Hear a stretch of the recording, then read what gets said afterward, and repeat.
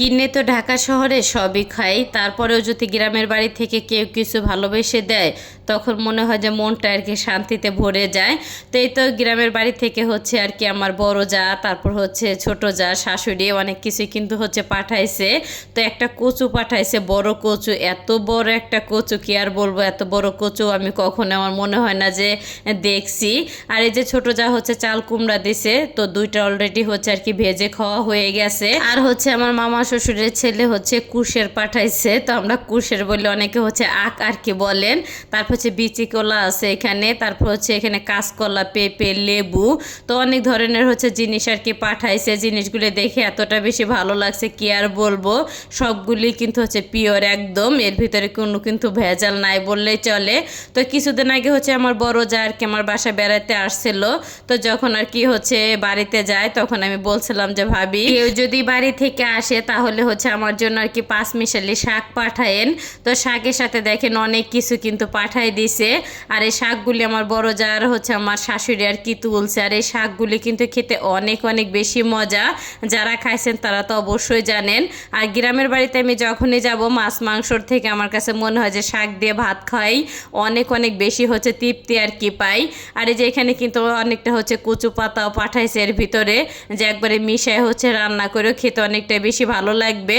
যাই হোক, তো কিছুটা আর কি হচ্ছে আমি রান্না করবো, আর হচ্ছে বাকি কিছুটা পলিতে রেখে দিছি যে ফ্রিজে পরে আবার হচ্ছে অন্য সময় আর কি রান্না করে খাবো। যদিও এখন হচ্ছে শাক রান্না করব না, মাছ রান্না করব কাঁচকলা দিয়ে। আর কাঁচকলা সবজি না আমার কাছে অনেক অনেক বেশি কেন যেন মজা লাগে। আর অল্পতে কিন্তু হচ্ছে কাঁচকলা আর কি সেদ্ধ হয়ে যায়, যেহেতু আর কি ফ্রিজে হচ্ছে চিংড়ি মাছ ছিল, আর চিংড়ি মাছ দিয়ে কিন্তু কাঁচকলা, আবার হচ্ছে ইলিশ মাছ দিয়েও কাঁচকলা রান্না করলে খেতে বেশ মজা লাগে।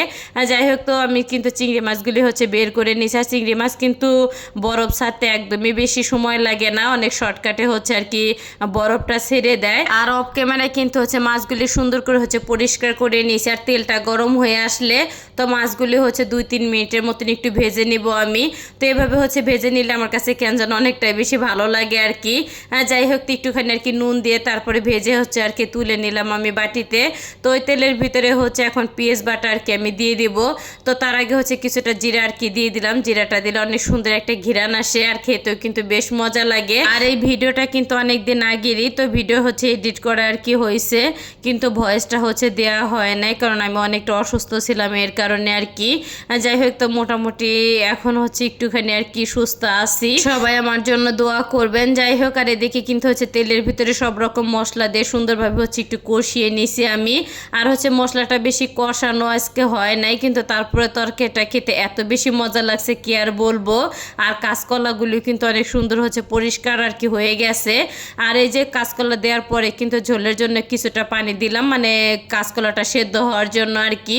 তো নেড়ে চেড়ে ঢাকনে দিয়ে আর কি ঢেকে দিলাম। কাঁচকলাটা সেদ্ধ হয়ে গেলে তো এখন হচ্ছে ভেজে রাখা আর কি আমি হচ্ছে চিংড়ি মাছগুলি দিয়ে দিব। আর চিংড়ি মাছের তরকারি রান্না করতে আমার কাছে মনে হয় যে সব থেকে আর কি সহজ, অনেক শর্টকাটে হচ্ছে রান্না করা যায়। আর কাঁচকলাগুলি অনেক দ্রুত হচ্ছে সেদ্ধ হয়ে গেছে।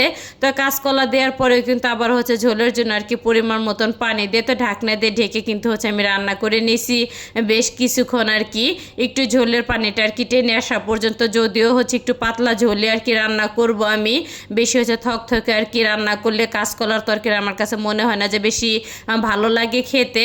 আর এই যে আমার তরকারিটাও কিন্তু রান্না করা হয়ে গেছে। তো ভিডিওটা কার কাছে কেমন লাগলো অবশ্যই কিন্তু কমেন্ট করে জানাইতে একদমই ভুলবেন না। তো ভিডিওটা আমি এখানে শেষ করলাম, সবাই ভালো থাকবেন, আসসালামু আলাইকুম।